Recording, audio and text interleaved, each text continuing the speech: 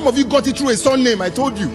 I came from a wealthy family. Femi Otedola's father was a governor. If your father is a governor, your story might be faster. My late grandfather was one of the wealthiest Nigerian. You can get it through inheritance. Trump, he gave him $40 million to start. If I get $40 million to start, I will start well. Oh. Every country has powerful people. But in Nigeria, it's not just power, it's bloodline. For decades, a few families have quietly controlled everything: the money, politics, and the system itself. They don't just influence who becomes president, they decide who stays in power and who gets rich. Today, we are uncovering 5 families who secretly run Nigeria and the dark truth about them, how they built their empire, even up to today. The last family on this list will really shock you, so watch till the end. To ride on, don't forget to like and subscribe. Talking about Dangote empire, the monopoly money, if I may say. If one company controls the production, price, and supply of a product, that's monopoly.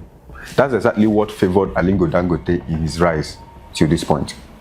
To understand his history, you have to go back to where it all began, which was the Dandata family of Kano. His great-grandfather, Hassan Dandata, was one of the West Africa's richest traders in the 1940s. His success in groundnut and kola gave the family generational wealth. So when Dangote finished school in the late 1970s, his uncle Sanusi Dandata loaned him about 500,000 to start trading in Lagos. If you are to do a calculation of what 500,000 was that time, you will understand it's a huge sum of money. With that loan, Dangote began importing sugar, rice, and cement. Those were commodities tightly controlled by the government under military rule. But while others struggled to get import license, Dangote always had access because of his political connections. During Obasanjo's administration from 1999 to 2007, government policies favored local producers and restricted importation. But instead of creating competition, licenses went to a few businessmen, of whom Dangote led the list of them. When cement importation was banned in 2005, Dangote cement filled the gap and dominated the market, making smaller traders who were his competitors disappear overnight. He repeated this in sugar and salt. By 2010, Dangote controlled over 70% of Nigerian sugar market and around 60% of cement market. His advantage wasn't just business skill, it was just political protections. Dangote built close ties with Obasanjo, Yar'Adua, Jonathan, Buhari, and even Tinubu of today, supporting their campaigns and projects that kept him untouchable by anyone.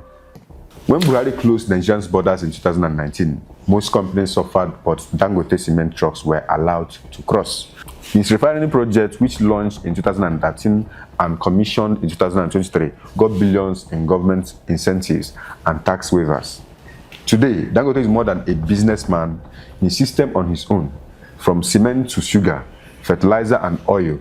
Every sector he enters becomes his territory, and all these were made possible through favoritism by the government. On the aspect of Otedola family, when you talk about money that moves quietly through Nigeria's government corridors, you can't skip the Otedolas. Their story shows how success in business often depends on who you know, not what you sell. Femi Otedola, born in 1962, is the son of Sir Michael Otedola, former governor of Lagos State from 1992 to 1993. That political background gave him early access to powerful people. By the late 1990s, as Nigerians returned to democracy, Otedola was already moving into the oil sector. In 2003, he founded Zenon Petroleum and Gas Limited. Within 2 years, Zenon became one of the largest diesel suppliers in the country of Nigeria. The timing was perfect because the government had just executed the oil import market. Otedola got key import licenses and big credit lines from banks, allowing him to buy diesel in bulk and control a major share of the market. By 2005, Zenon was supplying over 30% of Nigerians' diesel, but the real money came from the fuel subsidy program, where the government paid importers billions to keep prices low. In practice, this system became a channel for corruption. Otedola's companies received massive subsidy payments, often with little public transparency, as how the money was sent or spent. In 2012, a House of Representatives probe exposed widespread of fraud in the subsidy scheme. Otedola's name came up again when a lawmaker, Farouk Lawan, was caught in camera collecting over $620,000 in cash from him. Allegedly, a bribe given to him by Otedola to remove Xenom from the list of indicted companies. Even after the scandal, Otedola empire survived. In 2009, when he owed banks over 200 billion naira, the Asset Management Corporation of Nigeria, AMCON, quietly took over his debts and restructured them. Now, this was a huge loan saved from Otedola that many businessmen may never get in life. No doubt, political connection made the recovery very possible for him. He later bought African Petroleum, AP, rebranded it to Fort Oil in 2010, and continued to benefit from import rights and power contracts. In 2019, he sold his stake and moved into the energy sector, taking control of Geregu Power PLC. And when Geregu went public in 2022, Otedola became the first Nigerian billionaire to own a publicly listed power company. His children, DJ Kupi, Temi Otedola, now represents the new face of that wealth, turning families' privilege into global influence through entertainment and branding. Otedola's rise is often called self-made, but the truth is more complex. His fortune was built on government backing, exclusive access, and quiet bailouts that kept him ahead when others fell behind in the games. This brings us to the next on our list, the family of Adenuga. Talking about Adenuga, in Nigeria, few businessmen command quiet respect like Mike Adenuga, also known as the Bull. His rise was built on persistence and government access. Born in 1953 in Ibadan, Adenuga studied business in the US and returned during the oil boom of the late 1970s, when military rulers mostly controlled major contracts. He started small, trading lace materials and oil supplies, but his real breakthrough came under General Ibrahim Babangida regime from the 1985 to 1993. In 1990, Adenuga founded Kono Producing Limited, becoming the first Nigerian to get a government license to produce oil in commercial quantities. Now, this was a privilege previously reserved for foreign companies like Shell and Chevron. That license changed everything, making him one of Nigeria's hidden millionaires of the 1990s. When the telecom industry opened in 2001, Adenuga first lost his GSM license through his company CIL, but came back stronger. In 2003, he launched Glo, a Nigerian-owned network that quietly became MTN's biggest rival. Glo's rapid rise was backed by government permissions for nationwide infrastructure and fiber projects that other operators couldn't get easy access. His reach also extended into banking through Equatorial Trust Bank, ETB, which stayed stable for years through federal accounts and government-linked projects before they merged the bank with Sterling Bank in 2011. Although Adenuga avoids public politics, his closeness to power is very clear. He has received several national honors, including the GCON, a title normally reserved for top government officials. Today, his business, which thrives from oil, telecoms, real estate, and finance, has made him one of Africa's richest men.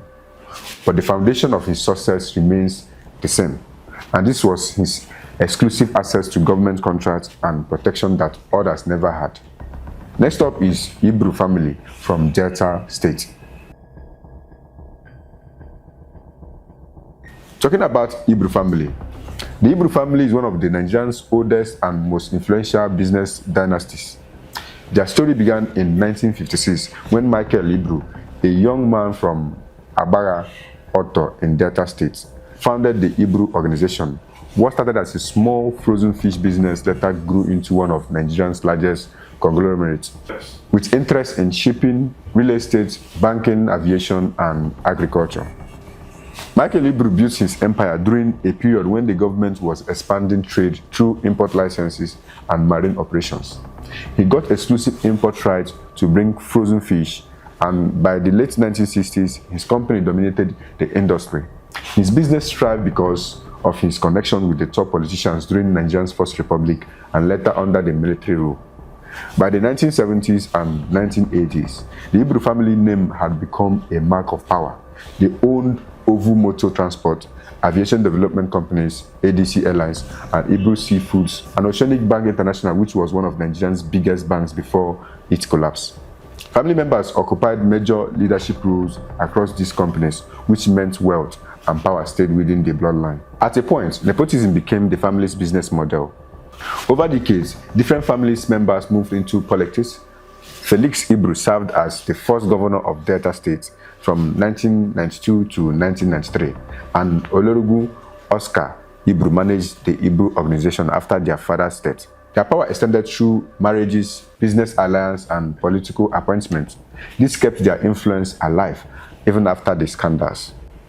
Lastly on the list is the Saraki family.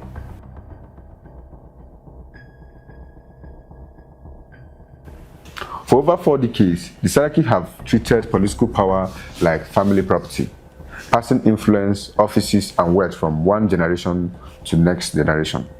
It all began with Olusola Saraki, a London-trained doctor who left medicine for politics in the 1960s. By the 1970s, he was one of Kwara's strongest power brokers. In 1979, he became Senate leader under National Party of Nigeria, NPN, and used his position to control access to federal contracts and projects, earning both wealth and loyalty at home. He quietly expanded into banking, real estate, and oil, building one of the richest families in north-central Nigeria. Then in 2003, his son, Bukola Saraki, a UK-trained doctor and executive at the Family Associates General Bank, became governor of Kwara State with his father's full backing. Under Bukola, the family grip on Kwara became very total. They handled everything from political appointment to business contracts. They began to run the state like a private property. After 8 years as governor from 2003 to 2011, Bukola moved to the Senate, where his sister, Gbemisola Saraki, had also served. Though they later clashed politically because they both contested for governor under different parties, which is quite funny if you may ask. Yet, their family's dominance in the state continued. In 2015, Bukola became president of Senate, one of Nigeria's most powerful positions. That same year, he faced charges of false asset declaration and links to offshore accounts exposed in the Panama Papers. And as usual, he was eventually cleared and got away with it. Even after Olusola's death in 2012, the Saraki network stayed very strong up to 2019, when the O2J, Enough is Enough movement, finally broke their political control of Kwara. Still, their wealth and connection remain very intact. Bukola remains a national figure, while Gbemisola serves as a federal minister up to today. In conclusion to all this, these families, the Dangote, the Otedola, the Adenuga, the Saraki, and other didn't just build business. They built a system of power that keeps them at the top. Their story shows how money and politics in Nigeria are deeply connected and how real competition rarely survives where government influence decides who wins. But here's the question. Do you think these families earned their success, or was it handed over to them by the system? Drop your thoughts in the comment section and let's hear what you think. So if you love the truth and want to be part of the truth, don't forget to like and subscribe. And until next time, bye for now.